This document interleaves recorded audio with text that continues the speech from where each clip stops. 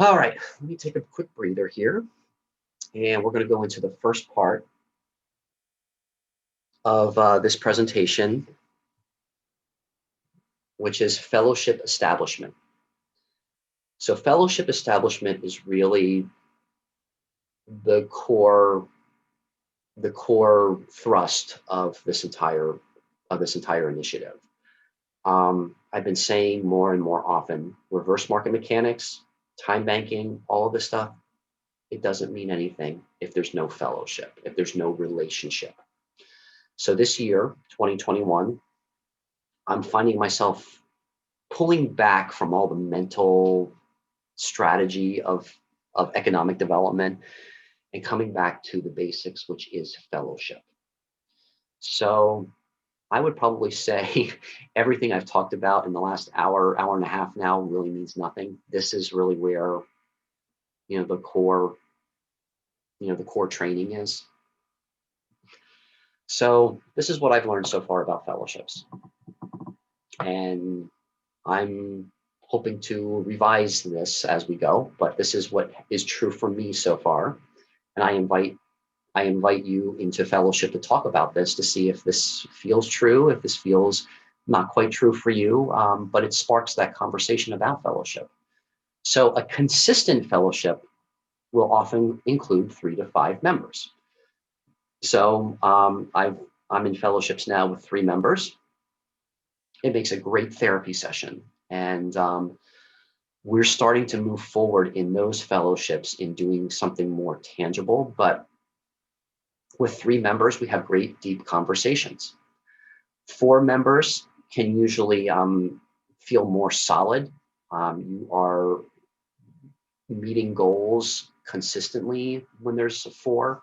There's enough of diversity there.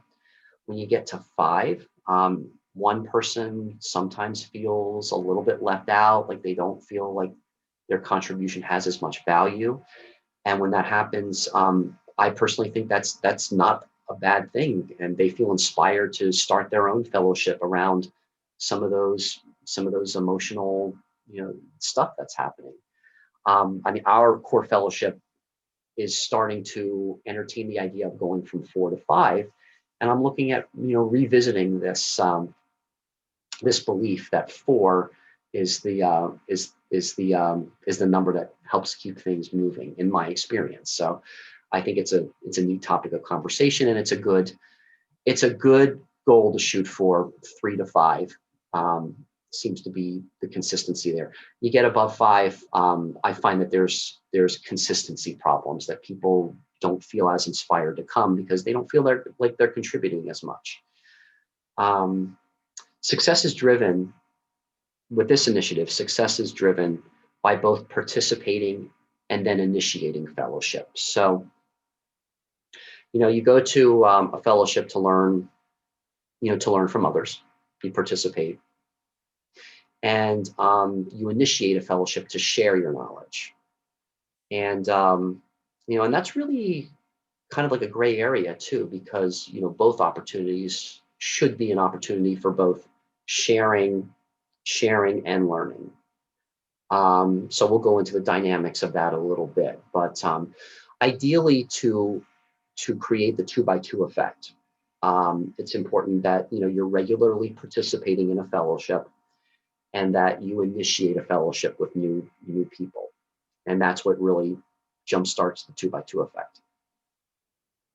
Fellowship hours lead to service hours. So I'll talk about that more in a little bit as I introduce you to my core fellowship. But when you make that regular commitment to meet with a small group of 3 to 5 people, you develop the relationship where you can work one-on-one and help each other out. And we call those service hours. And service hours can be something from cooking somebody a meal, mowing their lawn, to giving professional consultations if you feel that's ethical to do so within the business structure of the time bank. Um, so fellowship hours lead to service hours, and those hours really rack up very quickly. And then finally, my definition of a successful fellowship is one that has met 20 hours over the course of a year. Because that's the thing, we're we're in this habit of having to be right and having to accomplish things, but it's a huge accomplishment. It's a high attainment to kind of be in the energy of a fellowship and be comfortable with the questions that don't have obvious answers. Um, we had a recent addition to our core fellowship, Trey Ashley Guerin, who has already helped me out tremendously in understanding that, you know, complicated complicated problems, you know, are not going to have simple solutions. So you have to get comfortable with the questions and get comfortable with asking the questions and kind of exploring emotionally what what it is that we really want, and being okay with redefining that and changing that when it's necessary. And that takes time. And my response to that was, it's okay to take as much time as you want, in understanding a problem, and then if it's required, solving the problem. It's a time bank. So please, it's 20 hours is if 4 or 5 people, 3, 4, or 5 people can meet consistently for 20 hours over the course of the year. That's all time that's taken out of the extractive economy. It's a huge success and it's worth celebrating. All right, here's my core fellowship. Marta Reese, whom I've introduced earlier in this presentation, is on the top left. That's me on the top right. The bottom right is Nefertiti Rosa. And the bottom left is Parmjit Nahil. And not represented in this depiction is Trey, who I just talked about, who just joined us this past week. So I do have our last fellowship meeting posted, called "What is a Source Intention?" So you can kind of get to know Trey there as well. But yeah, these are the 3 types of fellowships that I've identified. And again, just because I've identified them doesn't mean it has to be true for you. But it helps in the process of participating in fellowships and then initiating fellowships. So one thing that I call a fellowship about fellowship is really just a free dialogue. Talking about what really matters to each of you, and finding the intersections. It's more about exploration. There does not have to be a set agenda. You can use communication tools, communication techniques to get to know each other. So then comes regional focused fellowships. So these are when people from a specific region come together to form either a fellowship about fellowship or a niche-based fellowship, which I'll talk about here in a moment. But it's just focused on the concerns of people in a specific region. And those are important to me as well, too, because it helps us to track and to grow how the regenerative economy is affecting people in different parts of the world or different parts of the country. So there's a lot to be said about measuring and tracking through regional focused fellowships. And then there's niche-based fellowships, which really, you find a specific intention, or you create a specific goal, or you just engage in a specific activity. So to kind of put this into context, Marta and I, we talk every week, and we just talk about what's going on in our lives and our businesses, and we talk about the collaborative principles. And I'll go into that a little bit more here in a moment. But we talk about how to really create meaningful dialogue through the collaborative principles. So that's kind of a niche-based fellowship where the 2 of us are kind of creating opportunities for each other, just in the art of communication through collaboration. Parmjit, who introduced us to Trey, we're starting to talk more on how do we bring these ideas out globally. Trey and I especially have been talking about, how to structure what we're doing as far as legalities, how to generate a short-term income in offering programs. Parmjit especially also helps me stay focused on how do we take these ideas and put food on the table, for people who, don't have any food. So when I think of Parmjit, I think a lot about, what efforts are we making to really, really reach those who are disenfranchised, those who are in poverty. I was homeless myself one time. So helping bring this material out to impoverished areas is a niche-based, is an idea for a niche-based fellowship. And Nefertiti, she and I are co-founders of a production company, a theater production company called Not on My Watch Productions. And all four of us in that play are Time Bank members.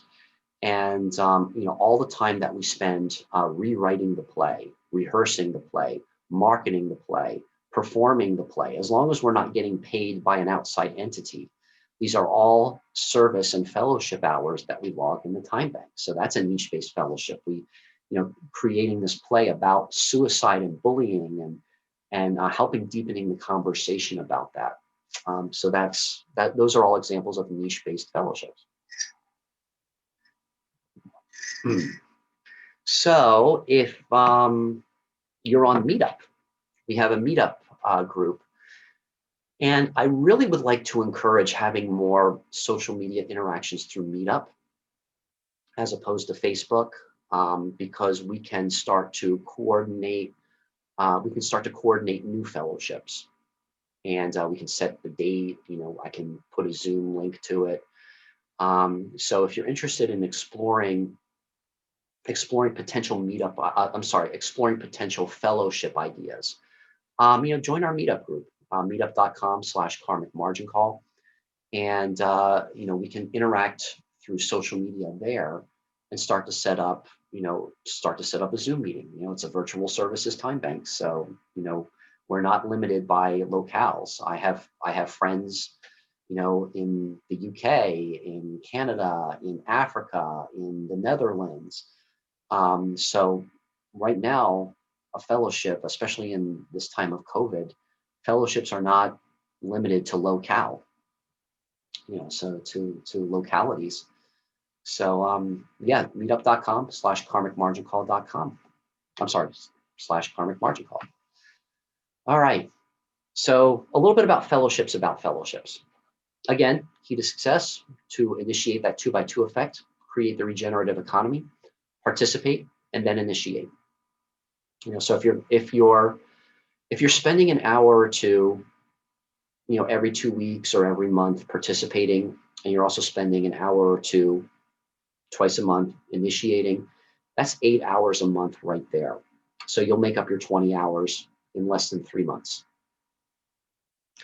So these are the 6 collaborative principles, and I want to make a note of collaborativeinnovationinstitute.org, which is Marcia Reese's organization. She's a founding board member. So I'm looking forward to having more conversations about these 6 principles. What I have learned through participating, being one of the fellowship members, is we practice generous listening. I think generous listening is really the key to everything. We all have so much to say, but there's very few listeners out there. So this is a good opportunity to practice generous listening. Curiosity is a big one as well too. There's a Taoist saying that has really helped me, and it also comes into terms with curiosity, relatable to curiosity.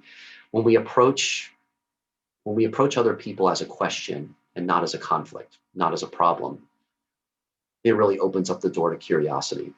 So, getting in touch with the question, asking deeper questions, learning more about others, stepping into other people's worlds, you really get to cultivate that curiosity. And, I think it really promotes this idea of safety, when you are more curious and not having to emphasize what you think is right or what you think should be happening. Coachability. I learn every time. When I'm cultivating curiosity and practicing generous listening, I'm getting coached all the time. And it's kind of like being aware of what I don't know is a humbling and opening experience. And when fellowship is initiated, you can practice committed speaking, action oriented speaking, and it moves everything forward. You get to practice mutuality. I think if we're thinking in terms of interrupting the extractive economy, interrupting our own competitive conditioning, and interrupting divisiveness, um, we can learn more about mutuality. And a lot of the materials that we have been developing as a core fellowship will demonstrate techniques and strategies on how to make an interaction more mutually beneficial. And energy awareness. To me, what that means is really finding what's really happening. I think emotional intelligence has a lot to do with that. So energy awareness has been a big factor for me when I initiate um, content like this. For instance, my energy, the way I'm feeling right now is I'm feeling tired. I'm feeling a little bit full, but I feel like that I'm giving value, and I'm very appreciative of that. So I do feel like there's a high vibe, even though I'm giving a lot of material out right now. I do believe that there's a high vibe here, and that there is the opportunity to come together in fellowship. So fellowships about fellowship will also explore potential niche-based fellowships. So it's kind of like the fellowship about the fellowship gives the space for everyone to have their say, to practice what I'm coming to learn as deep democracy, deep democracy, so that you can find, what it is that you want to focus your time and energy on. And then that's where the niche-based fellowships start to emerge. Okay, regional fellowships. Here's the keys to success to a regional fellowship. And when I say key to success, it's just what I'm finding is engaging my energy and engaging interest in my fellowships, in my circle. So here's a graphic from the Phoenixville area time bank, patimebank.org. I am a board member and the secretary for that organization. So I just attended a Transition Town meeting yesterday with the Transition Town initiative in Phoenixville. So, we encourage our members to get involved with local initiatives, whether it be a time bank or a transition town or other nonprofits that you feel, is calling to you. So, one thing that I have found that has really helped, especially when exploring a regional fellowship, is getting to know each other on an individual level. What are the individual's priority? Sometimes when kind of like the group think takes over or the mission and the vision takes over, um, it's very hard. It's very easy to feel lost in the crowd, especially when there's a very popular local fellowship emerging. So my experience has been when there's a chance for mutuality to explore each individual's priority, it strengthens the regional effort. Starting a regional fellowship about fellowship. It's kind of interesting because when I was attending that meeting yesterday, they're starting a kind of like a free dialogue group. And to me, the way I hear that, it is a fellowship about a fellowship. So we're the focus is on how we communicate, not necessarily what to communicate about yet. So it's really fascinating for me to see how that is kind of already emerging, just out of what's making people curious about what problems they want to solve. Um, Explore potential niches. When I was at that transition town meeting yesterday, I think there was like 16 different areas of focus that came out of that one brainstorming session. So yeah, so there's like potentially 16 different niches that came out of that one exchange. So that's great. Now, not all of them are going to have, sustainable energy, but it's creating the possibility is amazing. Um, my experience says, if you can contain that, keep it small to 3 to 5 people, you can have a focus. Um, so again, this is something that I'm exploring personally. I don't know how true it is for you yet, but I found a lot of value in first having those large groups, but then finding out where the energy is, where people can be happy and sustain the efforts in just the small groups, 3 to 5 people, sometimes 2 people. Um, I encourage our members to reach out to your local community and see what's going on. Um, for me, I've been very active in the Phoenixville community. So, is there a time bank? Is there a transition town effort? Marta Reese and I are talking a lot about this Islands Initiative um, adventure that the Collaborative Innovation Institute is involved with. So that's global. That's a global effort, but it's focused on different communities all over the world. Um, Other Phoenixville nonprofits that I've been involved with in my local community, um, doing a talk about racial justice, in the Phoenixville area. So these fellowship hours lead to service hours that serve the community, and I want to encourage everyone to think globally and locally, um, and identify the common concerns with the individuals in the regions. Um, yeah, so in my experience with the Phoenixville area, I wouldn't say this is a concern, but it's definitely an advantage that there's so many nonprofits that are that are very progressive, and I'm looking forward to finding out more about what is going on just in Phoenixville.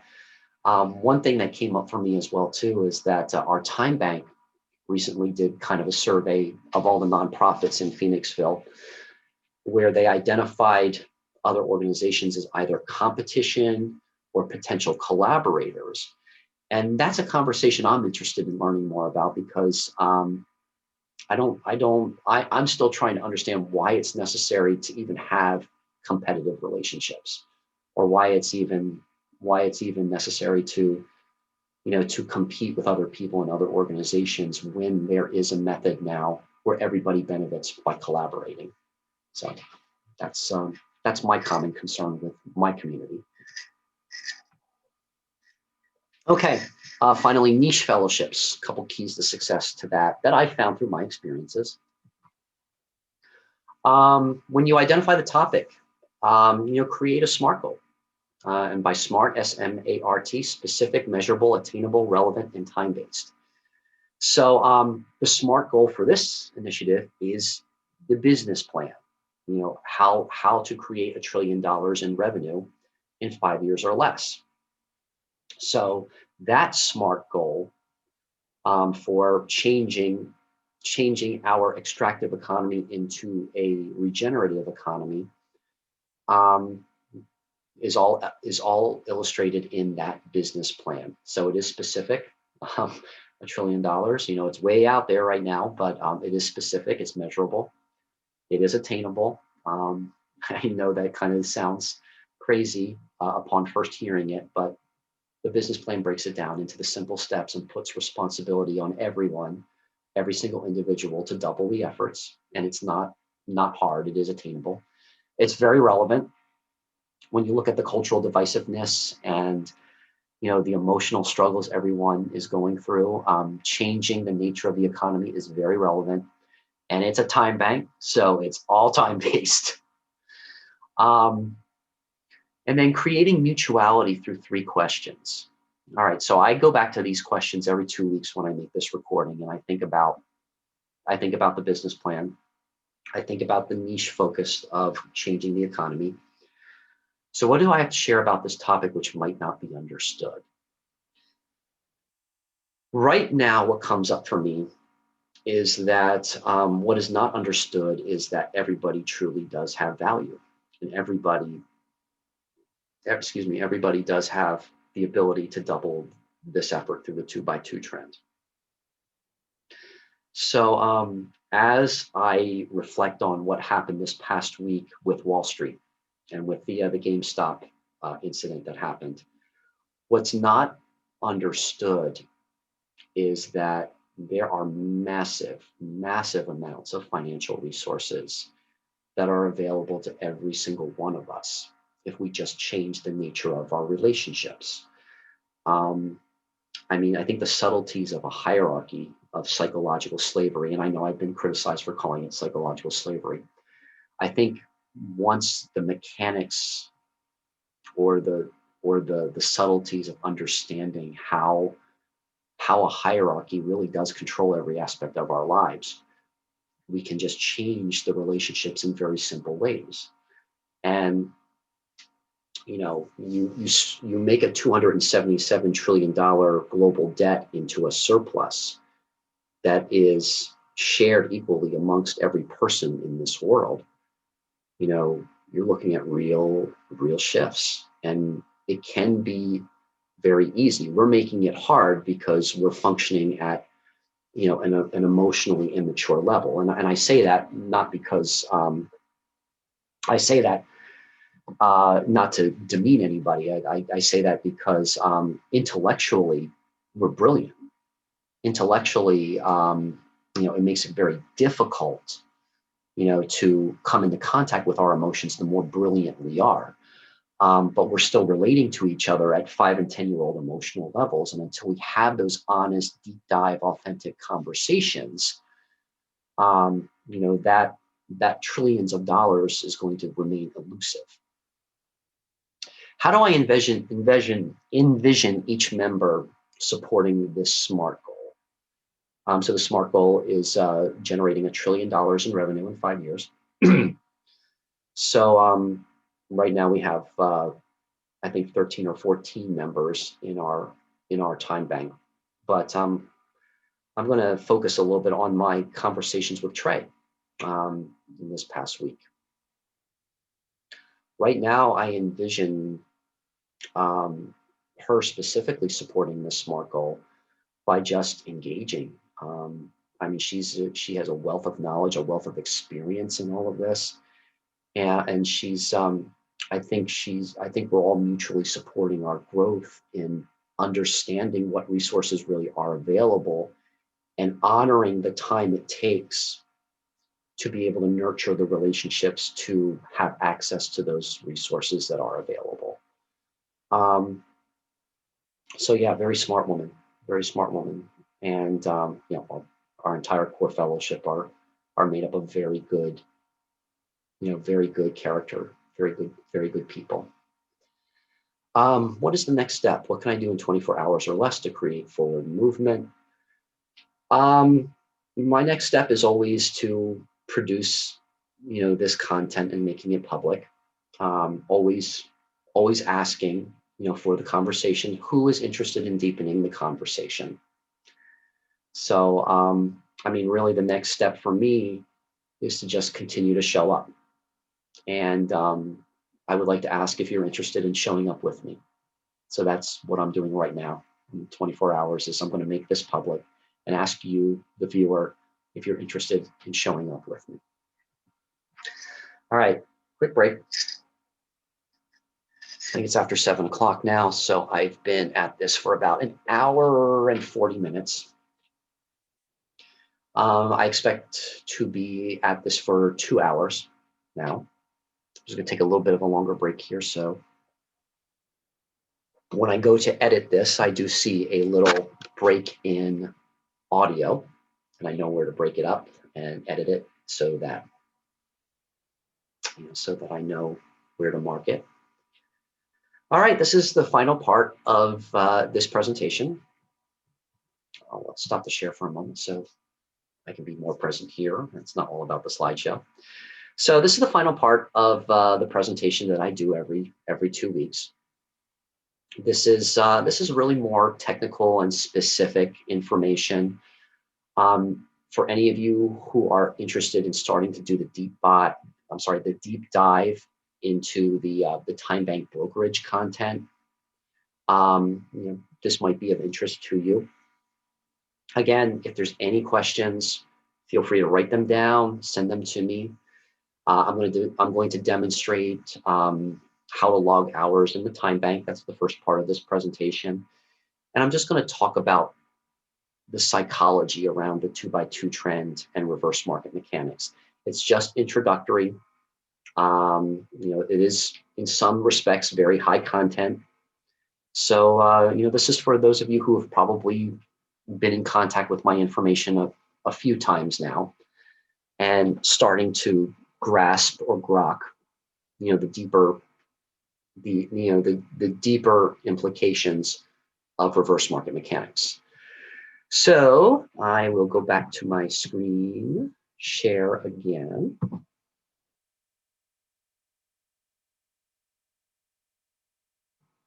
All right.